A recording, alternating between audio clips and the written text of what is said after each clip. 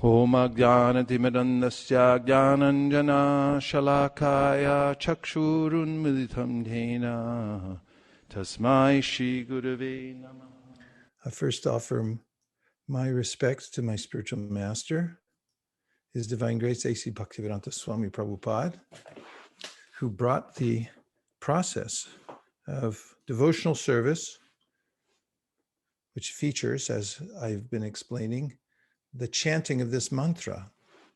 And I'm going to speak a little bit more about the process of mantra meditation. If you'll allow me, host, whoever you may be, please to share my screen.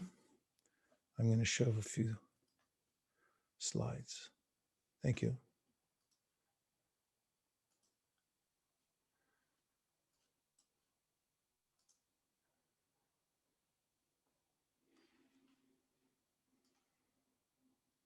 So what you see on the screen, mantra meditation, you are here, is a deliberate misspelling of the word here. And the reason is, well, I'll explain that in just a minute, but I'd like to have you say, if you don't mind, what you think that means. Mantra meditation, you are here. Would anybody like to posit a guess about what I meant? You have to hear the mantra. You are what you hear. Oh, there's a lot of them. Okay, so it's Sukeshri, you said you have to hear. Oh, you have to hear the mantra. Okay, thank you. That is helpful because it's based on sound vibration. And did Koladweep Pran, did you say something or somebody else? You are here to hear the mantra. Hare Krishna. You are here to hear. Yes. Okay, that's Hare good. Krishna. I Hare didn't Krishna, say Guru anything, Maharaj. Hare Krishna. Okay. I was thinking I was remembering you once saying that you, whatever you hear, the sound vibration takes you to that place. So that therefore you are here, at that place, whatever you hear. Thank you. Who said that? I can't see everybody. It's me, Rohit, Guru Maharaj. Oh, it's Rohit. No wonder. Thank you very much, Rohit. Rohit's on the ball. Okay, yes, I did say that before, and I'm going to say it again now. This is, play on words. You are here because you are here means you become what you hear, and you gravitate towards what you hear also. When we hear about a place, then we can develop the desire to go there. We don't even know about it before that, perhaps, but by hearing about a place, we can then envision it in our minds and actually direct our energies towards going there. And according to the science of physics, there's a way in which everything in the universe has a particular vibration. And when we attune our listening skills and put our attention to listening to particular kinds of sounds, it will shape our reality. And what is a realm? It's defined in the dictionary as a field of activity. You may find yourself in a field of activity right now. If you look around, you'll see you have a little field. It may look like a room, or maybe you're actually in a field somewhere. I see Garima's walking out in nature. She's almost literally in a field. And Madhava Govinda is up in a Canadian field. So we all end up in a certain place, in a field of activity. Actually, the word realm comes from Sanskrit Raj, which means to rule. And this concept comes up again and again in the Vedic teachings, and that is that the realms are defined by the quality of the sound that pervades them. Realms, or fields of activity, are defined by the quality of sounds that pervade them. Oh, there's a famous progression of mantras, or it's a mantra itself with a progression of descriptions of realms, Om Bhur Bhuva Swa. So there are various levels of this universe that we're in now that are described by Bhur Bhuva Swa. And there's a famous mantra from the Vedas called the Gayatri mantra, which includes these 3 words that describe these realms. But what's the difference between them? The difference is the refinement of the sound vibrations there. And simultaneously, by particular mantras, one can transform one's own realm into a higher realm through the vibration itself. So we could see that where we are now, you are here, is dependent on what you're hearing, what you're listening to, the kind of sound that you're making. So you can turn a heaven into hell or hell into heaven by adjusting the sound vibration in the particular place you're in now. In politics, you're probably aware that the one who rules the airwaves wins. In fact, I heard a pollster, a person who assists people, that is candidates running for office many years ago, say this phrase, one who rules the airwaves wins. It's well known even during warfare, there's an attempt to take over the airwaves. So what people hear convinces them either to give up or to fight for a particular side. And whoever gets control of those airwaves will win, because that's what controls the environment, is the sound vibration that's within that. And similarly, in spiritual life, in spiritual practice, the one who controls what he or she listens to wins.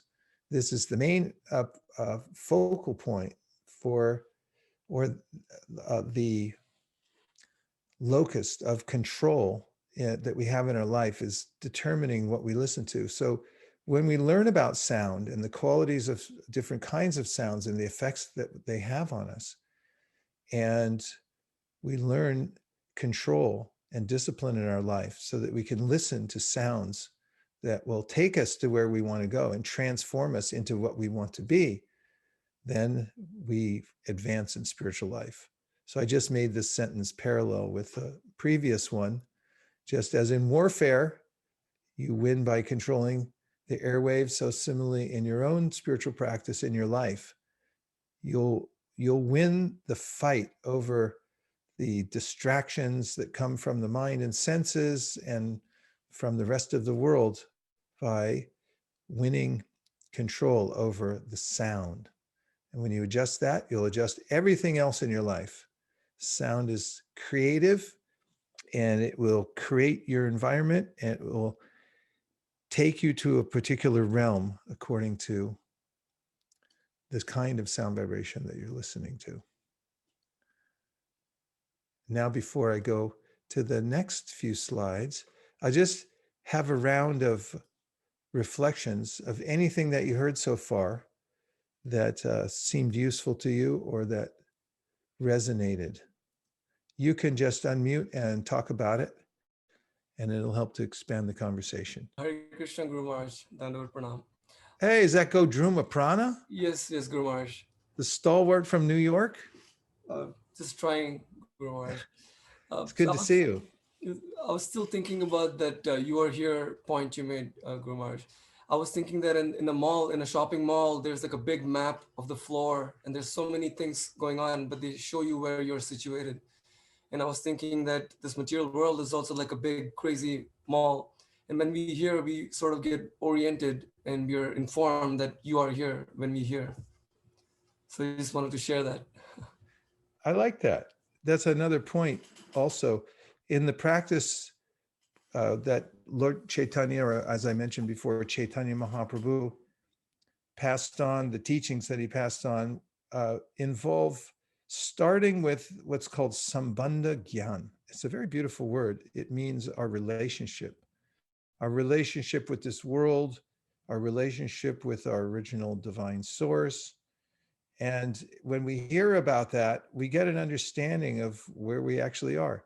I mean, did any of you be honest now, when you came out of the womb, did you have an idea where you were? Did anybody around you have an idea besides just telling you, hey, you're in New York, little buddy? Or, but did anybody have a clear map for you or an explanation of why you popped into the world, why you were going through what you were going through? Most likely not, but the first stage, as Godruma Prana just pointed out, in spiritual practice is getting oriented. Where am I? Where am I starting from? How frustrating will it be if you go to that big mall and you look at the sign? It's most likely electronic these days, but you look at it and it has a little red dot that says you're here, or it used to, and somebody pulled it off, some vandal, and then you have no idea where you are. That's very frustrating. And when we don't know where we are, it's very difficult to see where to go, how to get anywhere. So you are here. When you hear about where you are, for instance, according to the Srimad Bhagavatam, which is a quintessential teaching on bhakti yoga, we're right in the middle of the universe. Isn't that interesting? And just as you might see it in a theater, there's an exit door in theater that you see an illuminated sign that says exit here. And similarly, on this particular planet, the Earth planet, there's an exit door. You can get out of the universe through this planet. So that's good. You're close to the exit. That's important to know where you are. And also hearing and sambandha, which I'm describing our relationship, this is kind of shocking what I'm about to say. So if you're more in a passive mood and you don't feel like being shocked, then cover your ears for this next section. If any kids in the room, take them out. Okay, so here it is. It's mentioned in the Vedas that asango hyayam purushaha. And what that means is you don't have anything, you have no real business here in this world. You have no real relationship with the world at all, with this material realm that we're in now. Is that a relief, or is that shocking to you? Koladeep Paran looks pretty happy about it. Yeah, it's a relief, Guru Maharaj. Yeah, It's good. It's good to know. This is not our place. If you ever felt disappointed, say, "This is all I get," just don't worry. This is not yours. It's not meant for you. That's what it means. Asango hyayam purusha. You have no real sangha here. There's nothing to see here really that's going to actually do anything for us.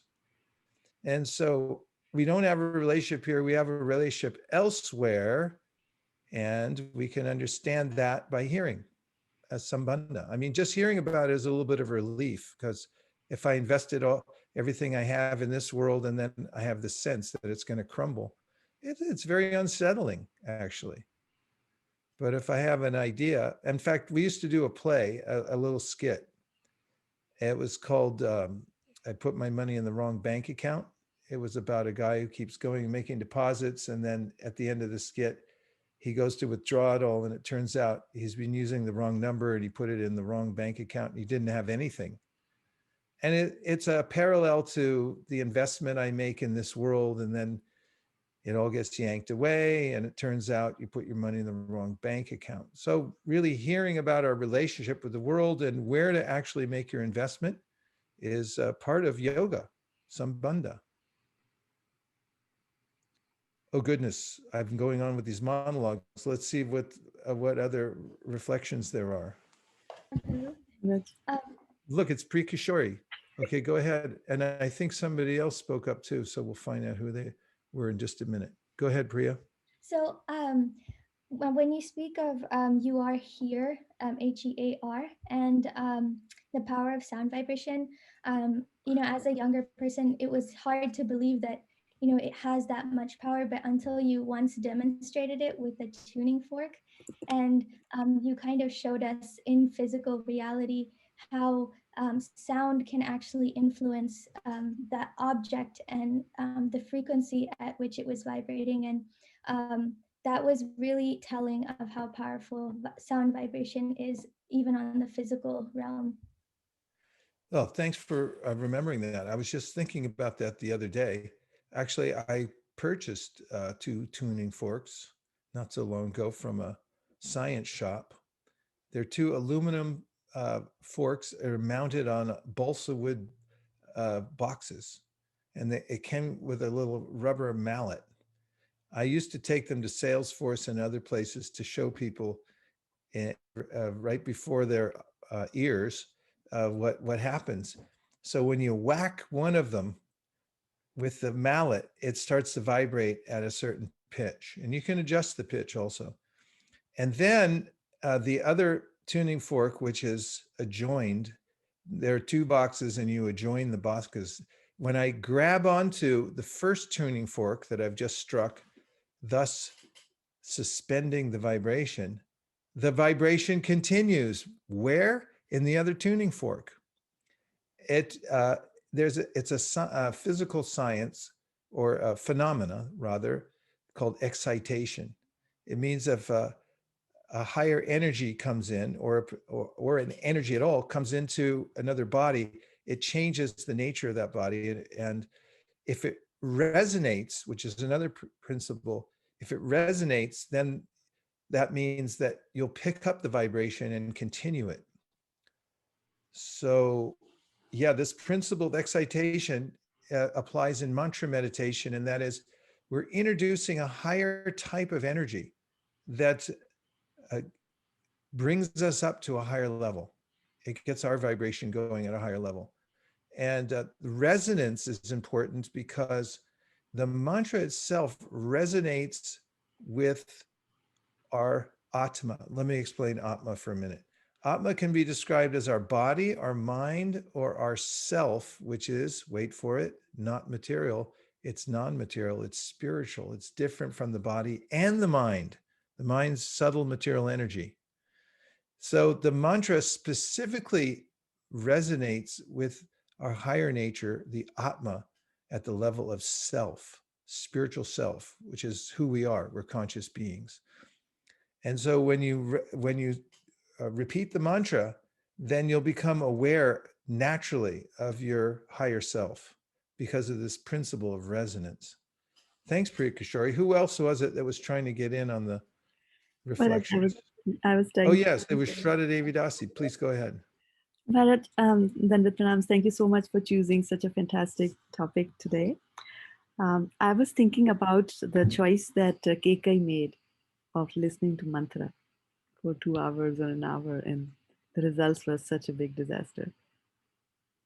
That who made a choice to listen to what? Kekai made to listen to mantra in the Ramayana. Oh, KK. Oh, right, KK. Yeah. Actually, that's in my slide deck here. Oh. It's just coming up. Okay. I'm glad you gave a preview to it, and it's a very important point. And I'm going to go into it deeply in just a minute. Well, semi-deeply. Yeah, and I recall that from your other discourses. You had mentioned that. Yeah, because you made the slideshow. The other one with KK in it. Yeah, thank you very much, Shraddha. Hare Krishna Maharaj. Oh, yes, it's Radha Kripa. Maharaj, I was thinking about how lucky the people are, those who are listening and understanding that their money is going into the wrong account. If you don't even hear that one, you can waste this lifetime, and then you will never ever know that by the time that you have wasted whole your life. So I feel really fortunate, whosoever having that even little bit understanding that they should not invest in the wrong place. So it's such a revelation. I felt really lucky and happy and fortunate. You look lucky, happy, and fortunate. Yeah, we should all do our homework. When you do anything, you should do your homework. like investing, exercise, health, any science you go into, you want to study up a little bit on it. So, like if you get the equation wrong, like what's the equation for health? An apple a day. What is the rest? Keeps the doctor away. Yes, very good. Now, how about a Hershey's bar a day? This is Jim Rohn. So if you say, oh yeah, I'll just change it from an apple a day to a Hershey bar a day, you're going to be in sad shape very fast. Do your homework, get the mantra right, figure out what's the right thing to do over and over again. So spiritual life is very commonsensical. It means getting your homework done so you understand who am I, what's my ultimate benefit in life, and how to attain it. It's not willy-nilly. It's not just make up anything, whatever you want to do goes. It's actually a science where you figure out what is the way that I can get what is the best investment on my attention. We talked about this the other day, the ROA. You're used to ROI, return on investment, all of you investors out there who study finance and investing. What's your ROI? Where am I going to get the best ROI for my money? Well, what we want, living entities, all of us together, yay, is ROA, the best return on our attention, because that's what we are. We're units of attention. We can turn our attention wherever we wish. That is, once we're trained and we feel some control over our life, and where we get the best return on our attention, that's the science of spiritual life. And mantra, yes. I just wanted to mention that how thankful we all should be that we can actually hear to the mantra actually. I have had interactions with several people who are hard of hearing because, I worked as an audiologist. So there are people who are devotees, they actually sign the mantra. They don't know what it means to be listening to the mantra. So I was just thinking and relating to them.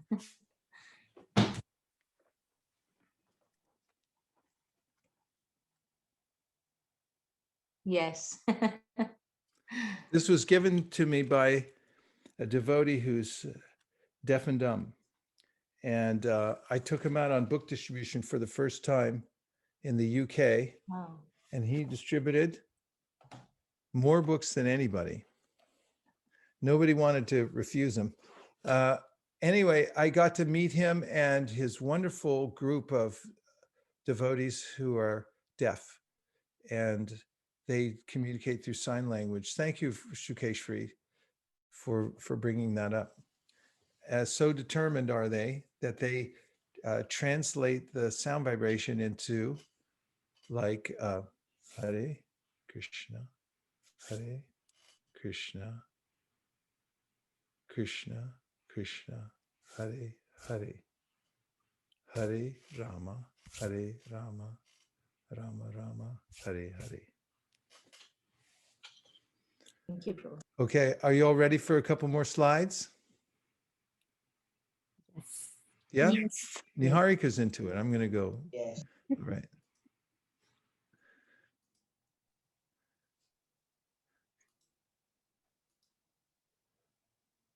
So this is a beautiful scene. This actually is a painting of a scene described in the Srimad Bhagavatam, the quintessential book on bhakti yoga and devotional service. And it's the meeting of the teacher who's sitting on that high seat. His name's Shukadev. And his disciple, who's a retired king. He retired recently because he was cursed to die in 7 days. And sitting around him are sages who are dedicated to spiritual life, and they all came to hear this dialogue that was taking place between Shukadev Goswami and Parikshit, the king. Shukadev is the teacher. It's mentioned in the book itself that it was a result of this conversation. There are 18,000 verses.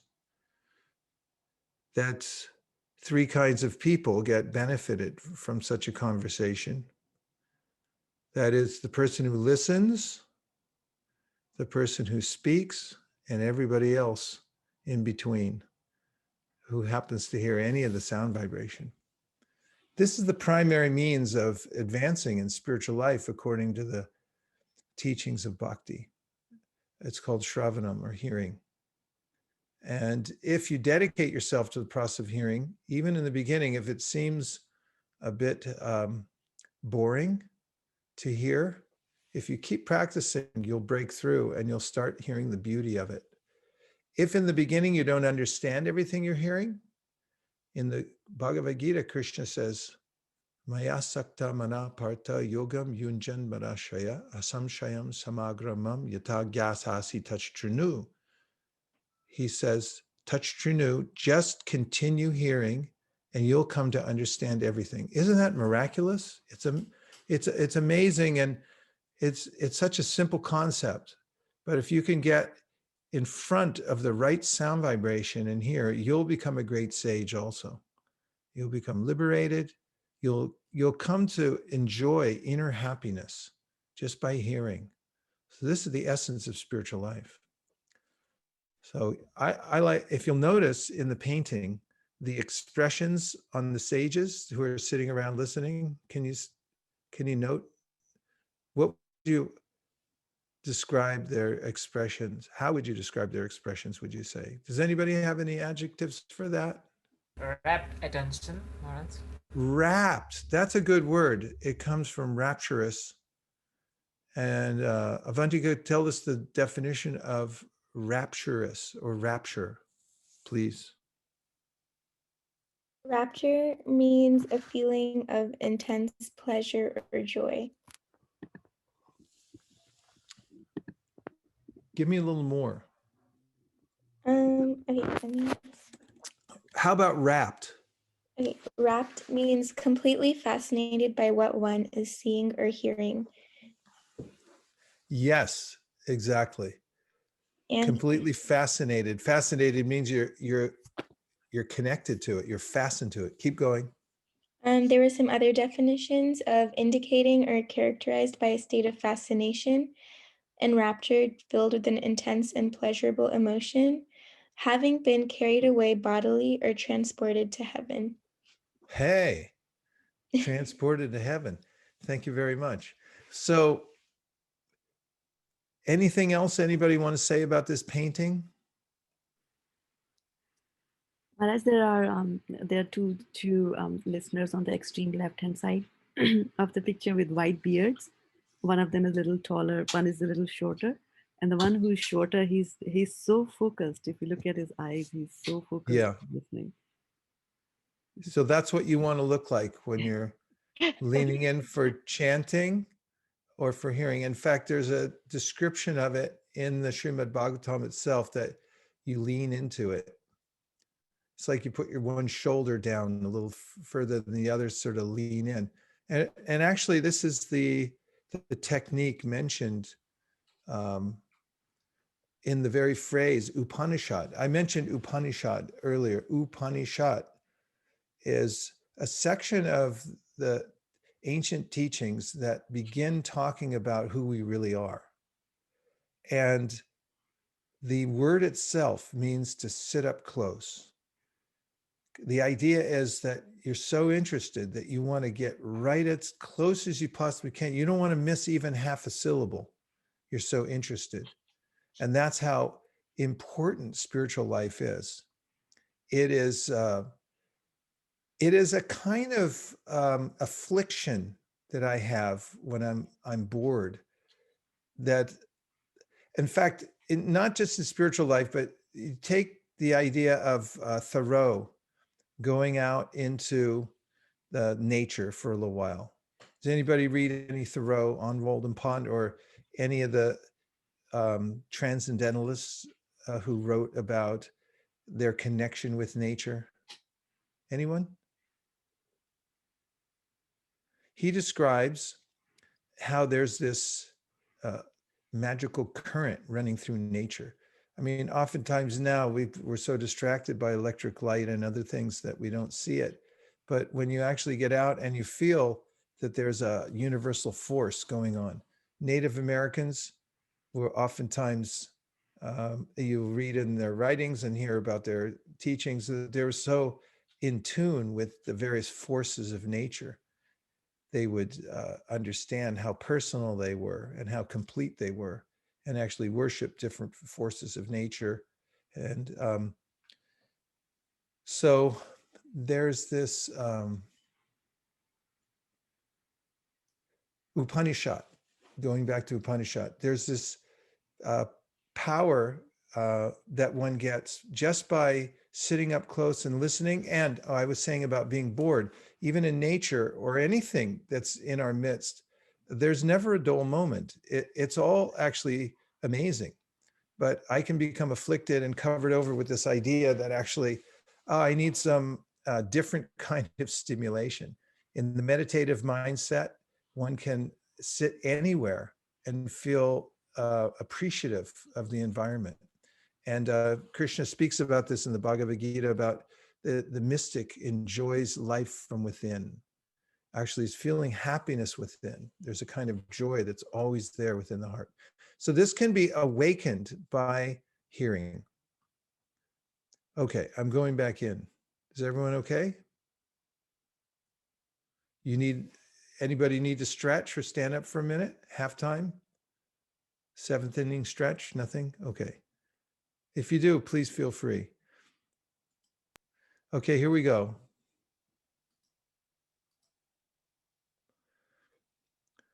Okay.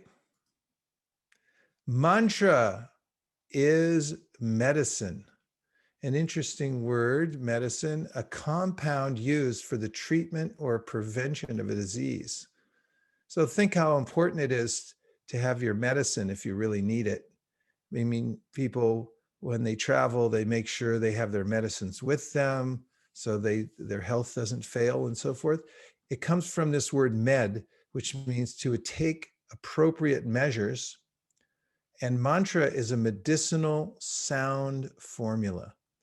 So this is mentioned many places in the teachings on bhakti, but here's one place where it comes up in the Srimad Bhagavatam. The word chikitsitam, everyone say chikitsitam. It's a nice word, chikitsitam. Chikitsitam means treated with a medicinal substance. And this is a verse. The spoken minority says, "O good soul, does not a thing applied therapeutically cure a disease which was caused by that very same thing?" So we use sound vibration all the time, but it entangles us. And if you want to get free from entanglement, then you use the same sound vibration, but it's used medicinally to cure you of this boredom of material life and all of the concomitant miseries that come along with that. Chikitsitam. So spiritual sound is also called vidhunoti. So there's going to be a quiz on this, so in just a minute. So please pay good attention. You need me to go back? Okay, I will. Chikitsitam, you got that? It's on the quiz. Everyone have it? Write it on your hand or whatever you need to do. Chikitsitam. It means a medicine applied therapeutically. And here's your other word for the day. Vidhunoti, a great word that's mentioned again and again. Vidhunoti specifically cleanses. It's a cleansing agent. So the mantra itself is both of these things. It's chikitsitam, it's a medicine, and it's also a cleaning agent, vidhunoti.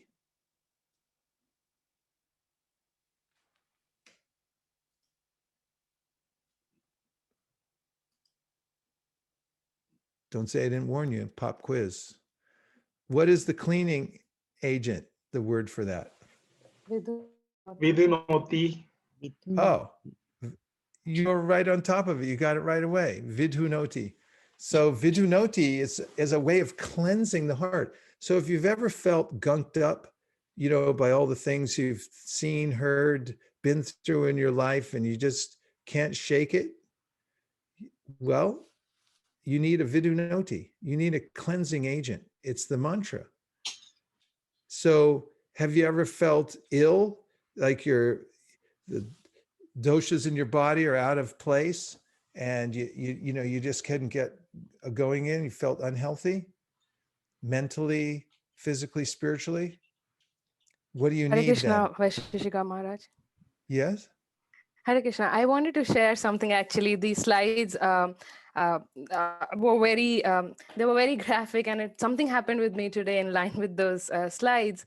So yesterday I was listening to, I was actually watching one of my friends' wedding video where there were all material sounds and some songs that we all don't want to hear, but it just came back when I was watching the video, and I was just thinking how dangerous hearing can be, because when we hear from unauthorized sources. And today morning when I woke up, the first thing the first thing that came to my mind was that tune, and I was very embarrassed by myself that how come that tune stuck on my mind. And then somehow after there was a morning program where Nirakula Mataji gave a talk, and somehow the kirtan there was so mesmerizing. And after that, I don't remember the tune anymore. I just remember that mesmerizing Hare Krishna tune. And I was like, wow, it actually cleansed away. And I don't want to remember and don't want to go back to that tune. So yeah, and I hadn't heard that tune like since 10 years. And it just came to me. And the first thing in the morning, I'm doing my japa, that horrible material song came, and I was very embarrassed of myself. And I was just thinking how powerful this mantra meditation is. It cleanses everything. So thank you for sharing. You needed a vidunoti, right? Yes, Prabhu. Yeah. And chikitsatam. Well, you're prescient. What does the word prescient mean? Somebody please look it up. It's a good word. Does anybody know what it means before we hear the definition? You have about 2 seconds to say, because Avantika is ready to go. Go ahead. I searched it up by mistake. I know you did. That's your job. Okay, go ahead. It means having or showing knowledge of events before they take place. So Ankita's prescient, and I'll show you why. Are you ready to see why? Here's the next slide.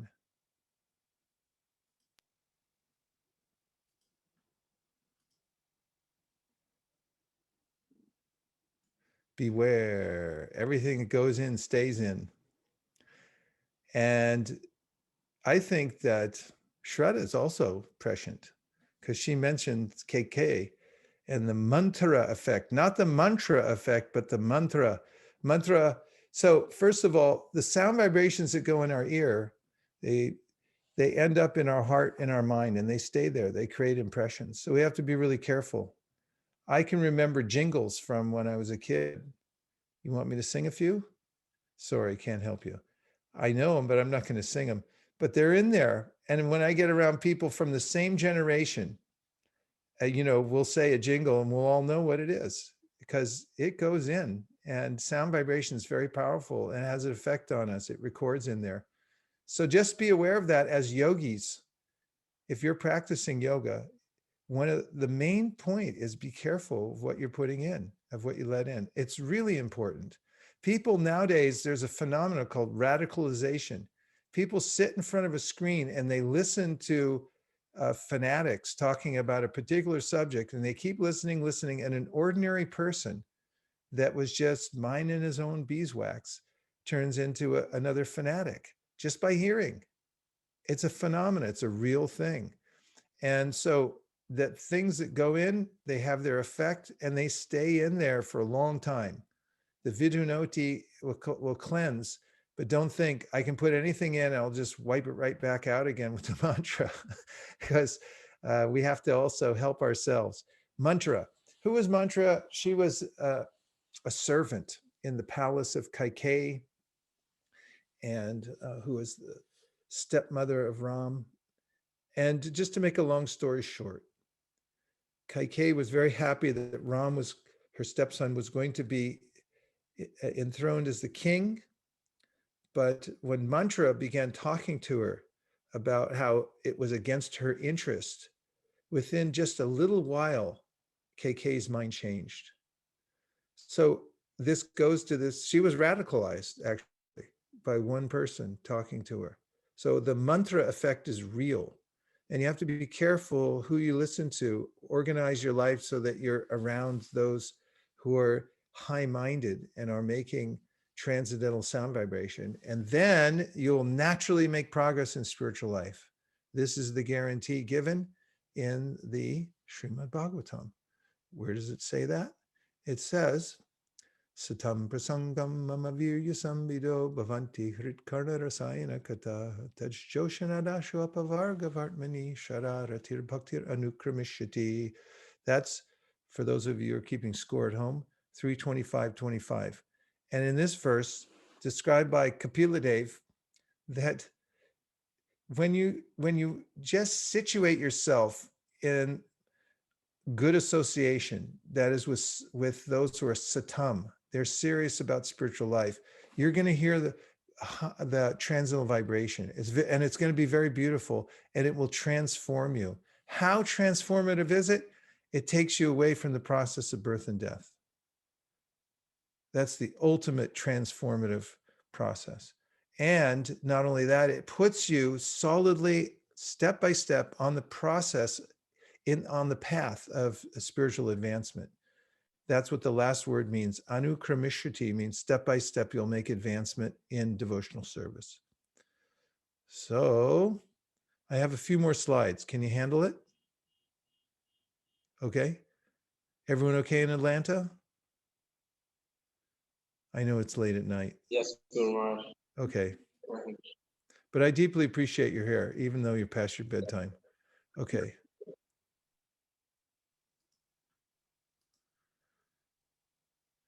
So this, I must say, is good advice.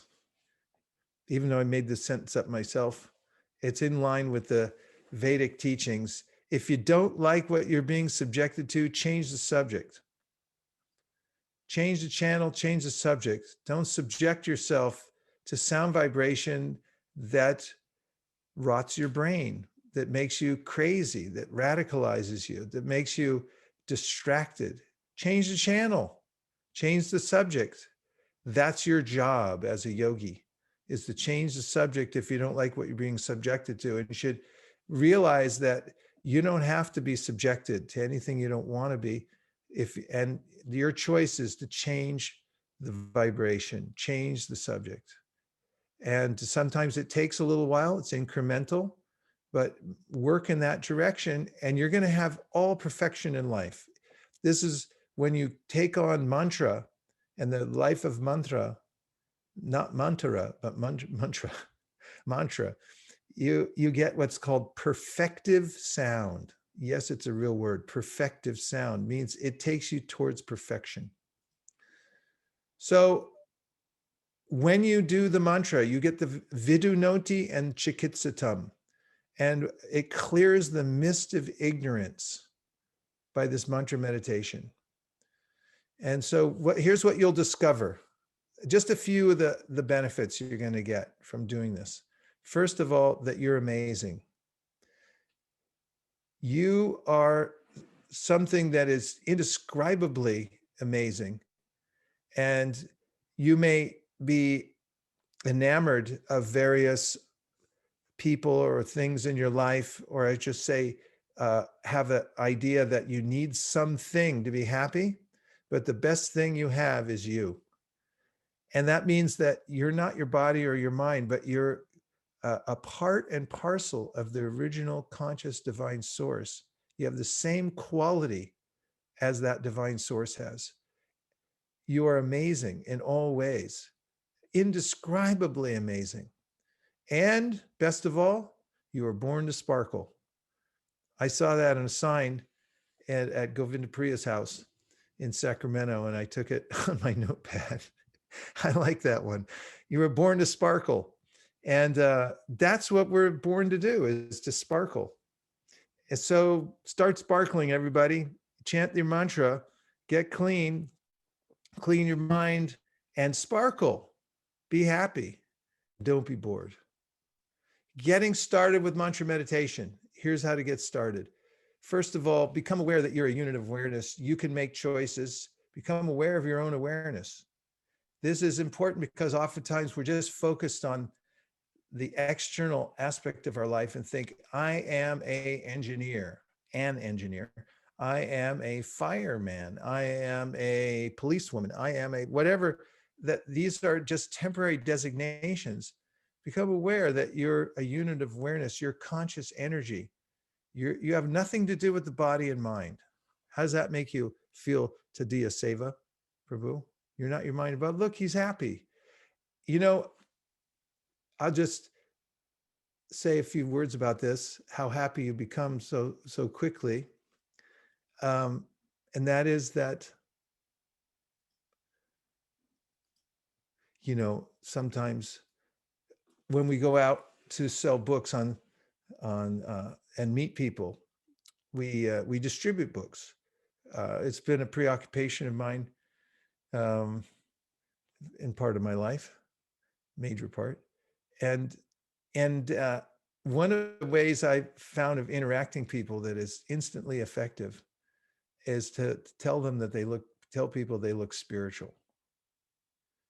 And that what happens is they have instant self-realization. Because when you say you look spiritual, turn to somebody next to you in your house or apartment and say you look spiritual. Even if you have a parakeet, tell your parakeet, you look spiritual. There's an instant remembrance where and it's compared to this story that's in the Vedas. So there were these 10 people riding on a boat, and they came across the river, and they were all getting off the boat, and the head of the party delegated one of his members to count up and make sure that everybody got off. So he counted up. So 1, 2, 3, 4, 5, 6, 7, 8, 9, because he forgot to count himself. And then he said to the head man, he said, there's a problem. We're missing somebody. There's only 9. So the head guy goes, oh no, we're going to be in big trouble. We left somebody. Or he said, here, I'll count. He counts 1, 2, 3, 4, 5, 6, 7, 8, 9, because he forgot himself also. And there was a bystander nearby, and he saw that what they were doing, and he noticed the mistake they're making. And he came over and he said to them, oh, excuse me, I don't mean to be rude or be an intruder here, but you forgot to count yourself. And the second that he said that, they realized the truth. They understood, oh, I'm the 10th man. And so in the process of spiritual life, there's a way in which when we hear the vibration, the spiritual vibration, or we're reminded that we're spiritual, like say, you're spiritual, it's the 10th man phenomenon. If you tell somebody that, you look spiritual, and they go, oh, I forgot, I'm from the spiritual world, and I've been wasting my time here, birth after birth. Did you ever notice that? That's what people do when you tell them that? Well, maybe not exactly, but some people react like that, but others, they have a spontaneous cognition that, oh yeah, right, I'm not my body. In fact, I've noticed that it helps to calm people down if they're having a moment when they're very agitated, like they're angry or something like that. It's just, yeah, but you're spiritual. Just say, you're spiritual. And then they suddenly calm down and they go, oh, right, I shouldn't be so upset because I'm not my body and I'm not my mind. What am I so disturbed about? It's the 10th man phenomenon. So spiritual life is very direct, and the process of coming to cognition is not so far away. Okay, a couple more points, because I think we're running short on time. How late does the Sunday program go to? Sorry, I have to ask. 6:30, yeah. Right? Yes. Okay, Krishna said yes.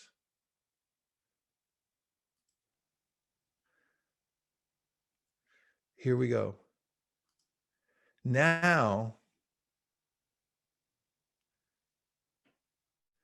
next one is learn the mantra. So the Ma mantra is the most important. It goes, Hare Krishna, repeat after me, Hare Krishna. Hare Krishna, Krishna Krishna, Hare Hare, Hare Rama, Hare Rama, Rama Rama, Hare Hare. Now you may be thinking, well, I know that mantra, I've heard it before, but don't approach it like that. Think this is the first time I've ever heard it before. Be a beginner. This is one of the great tricks to mantra meditation is start off as the person who doesn't know anything about it. Don't start your mantra meditation thinking like, I know this, I've chanted this before, I'm an expert.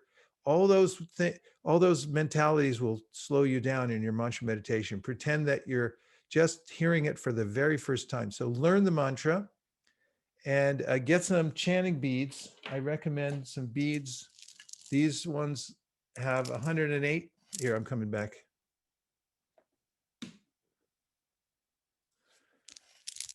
Get a string of beads like this, has 108 beads on it. And that way, on each bead, you can chant the mantra. I'm going to demonstrate for you. Hare Krishna, Krishna Krishna, Hare Hare, Hare Rama, Rama Rama, Hare Hare. Now I'm moving to the next bead. Hare Krishna, Krishna Krishna, Hare Hare, Hare Rama, Rama Rama, Hare Hare. Now you go all the way around. You chant one mantra on each bead. See, I'm moving around quite quickly. It would be slower chanting one mantra on each bead.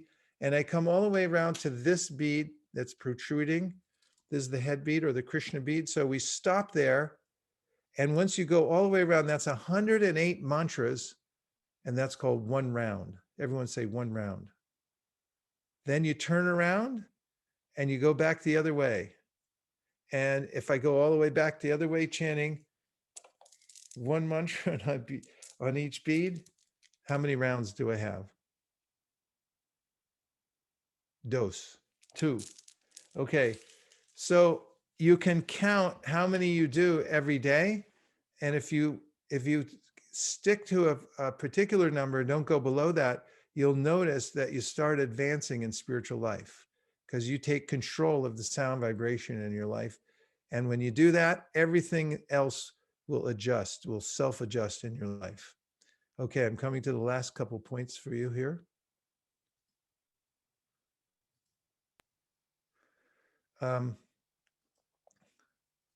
Now, practice chanting and listening to the mantra. So take a lot of practice to get the mind to cooperate and listen, but keep practicing every day. And then you'll have breakthroughs. And this is what you're looking for is to have some breakthroughs where you experience some happiness in listening to the mantra, where it starts to sound interesting and you'll start to feel effects in your life that you'll find that the bad habits that you were trying to get rid of and you couldn't. Have you ever had that happen? No, only me.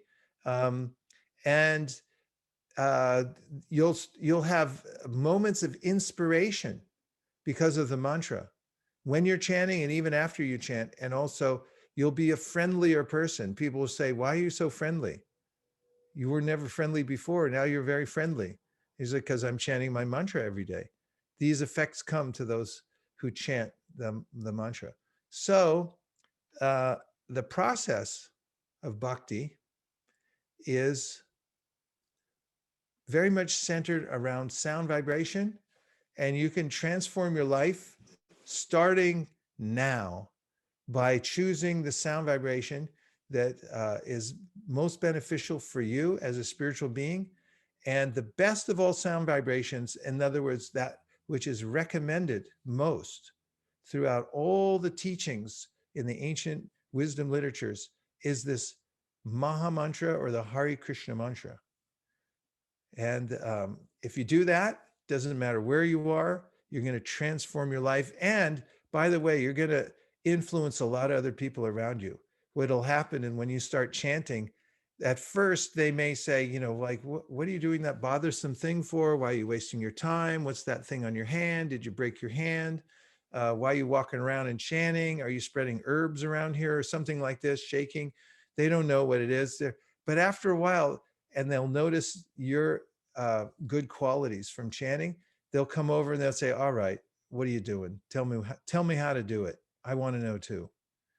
And then you can start a little class and you teach a few people and say, bring your friends and we'll learn how to chant. And then you can do both kinds of chanting. You can do the group chanting, and you can also do the kind of chanting where you do individual meditation called mantra meditation or japa. Now let's just take some final reflections or questions, because you all have to go to bed. It's getting late at night. Yes. Hare Krishna, Guru Maharaj. Look, it's David Vrata in Atlanta. Hare Krishna. I was reflecting on the story of Gopakumar when you were talking about, even if you don't know what the mantra means, when Gopakumar first got the mantra, he had no clue what it meant, but he had faith in the mantra and he had faith in the person that he got it from. So he just kept chanting it. And then gradually, as he was chanting the mantra, he became more aware of what the mantra actually was and where he was actually trying to attain. And the more he became aware of where he was actually trying to go, the more his enthusiasm and eagerness to reach that place became simultaneously. So that was just my thought on the power of mantra, and how even if we don't know the meaning, if the sincerity of purpose is there and the faith is there, everything becomes revealed with due time. Well done. And for those of you who don't know the story of Gopakumar, it's available in a book called the Brihat Bhagavatamrita, available from the BBT, or you can call us here. There's a copy. Shraddha Devi Dasi, would you hold that up? Please spotlight her. Anybody who would like a copy, please contact us right away, and we will rush you your own copy. There's actually 3 volumes altogether, and we'll make sure that you get your own personal set of books. A major portion of the book is dedicated to the explanation of how powerful mantra chanting is, as David Vrata just brought up. Even if you don't know a lot about it, but you get caught up by the association you're in and you think, well, these seem like fairly decent people. They wouldn't mislead me. They're teaching about this. It seems like they have a tradition, so I'm going to try it. And even if you start from a point of not knowing much about it and you just stick to the mantra, it will teach you everything you need to know. Isn't that amazing? What a nice contribution, David Vrata. Thank you very much. Let's have a couple more and then I'll let you all go. Hare Krishna, Guru Maharaj. Yes. Hare Krishna, Guru Maharaj. Well, great to hear your voice. I'm looking where you are right now, trying to find your square. Oh, there you are.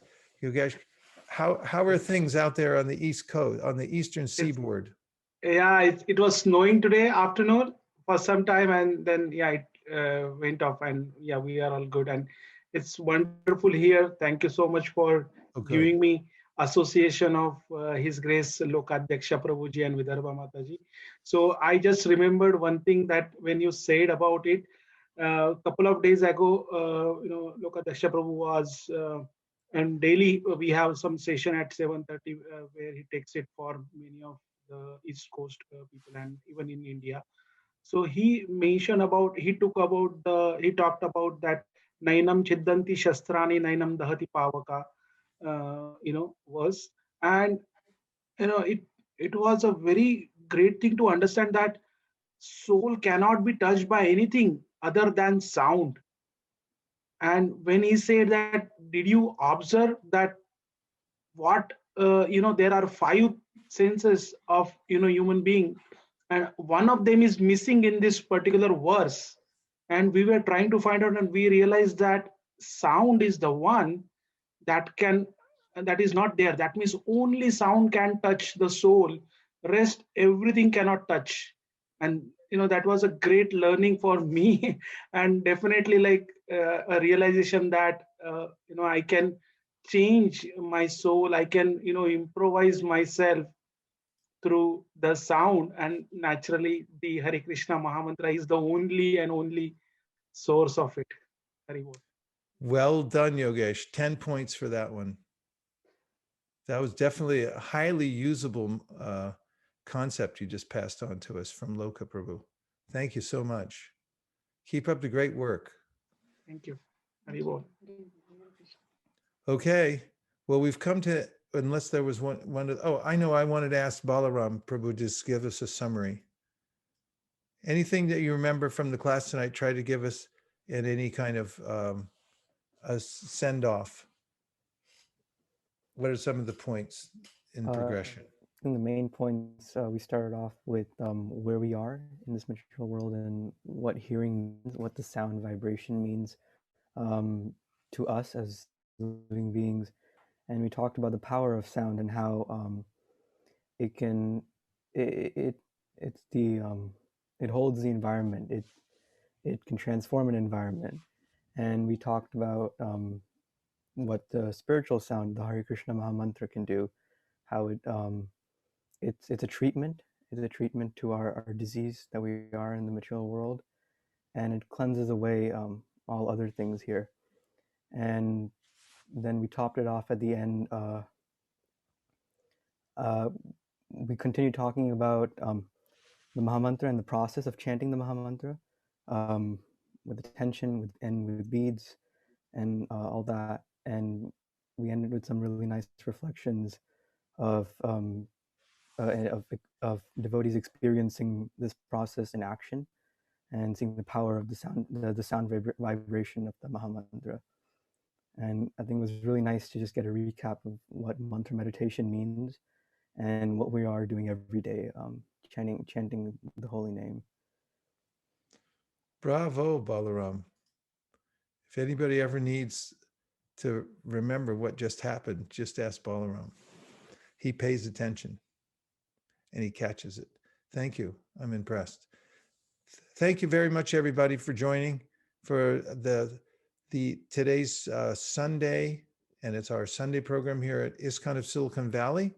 And devotees came from North Carolina. We have Shreya from North Carolina. We have devotees from Atlanta and various places around the country. Anybody from around the world? San Diego, Subhadra is there, and many others. Sergio is here. Good to see you, Sergio. I'm from Mexico. And from Mexico, we have Sergio. Haribol. Welcome. Hari Hari. Well, there's lots more in the other windows here. I'm just cruising through, but I'm seeing everybody here. All right, so let's end by coming out of mute, and everyone can say what great yogis say to each other when they come out of their caves in the Himalayas. They say Hari Bol. Hari